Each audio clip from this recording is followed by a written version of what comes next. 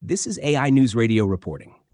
United States President Joe Biden has reportedly lifted restrictions on Kiev's use of long-range missiles, allowing Ukrainian forces to strike targets inside Russian territory with American-made weapons for the first time. This decision, coming just weeks before Biden leaves office and shortly after a wave of Russian missile and drone attacks, has drawn sharp criticism from the Kremlin.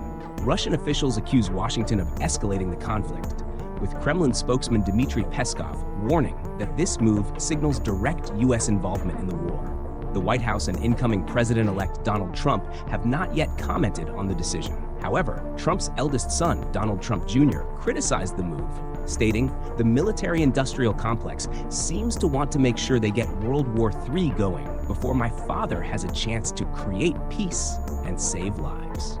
Trump, who assumes office on January 20th, has repeatedly vowed to negotiate an end to the war in Ukraine as one of his key campaign promises. This controversial policy shift by the Biden administration is reportedly tied to recent developments, including the deployment of North Korean troops to Russia's Kursk region, a territory that was briefly invaded by Ukrainian forces in August. Ukrainian President Volodymyr Zelensky has long lobbied Western allies, including the US and the UK, for the authority to use long-range missiles against Russian targets. Zelensky argues that such measures are critical as Moscow continues its steady advance in eastern Ukraine. Al Jazeera's diplomatic correspondent James Bays reported that Western nations aim to bolster Ukraine's position, particularly in areas like Kursk. The US, Ukraine, and South Korean officials have accused North Korea of supplying weapons to Moscow and sending as many as 12,000 troops to Russia to assist in the conflict. Although the US reportedly delivered the missiles to Ukraine earlier this year, restrictions prevented their use within Russian territory. Until now, Ukraine has only deployed these weapons twice, both times targeting sites in Russia-annexed Crimea.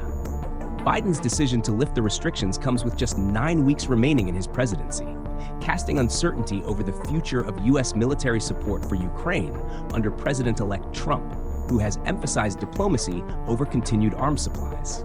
Hints of this policy change emerged as early as September. During a visit to Kyiv, U.S. Secretary of State Antony Blinken and UK Foreign Secretary David Lammy met with Zelensky, who publicly advocated for long-range weapons. Zelensky later posted on X, formerly Twitter, "It is important that Ukrainian arguments are heard. This includes the long-range weapons." Around the same time, Blinken and Lammy indicated they were carefully considering the matter, while Biden told reporters, "We're working that out right now."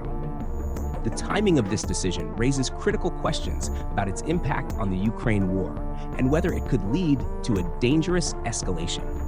With President-elect Trump's inauguration approaching, Biden's last-minute policy change adds complexity to the evolving U.S. role in one of the world's most volatile conflicts. As Trump prepares to take office, the future of U.S. military assistance to Ukraine hangs in the balance. Stay tuned for more on this important topic and subscribe.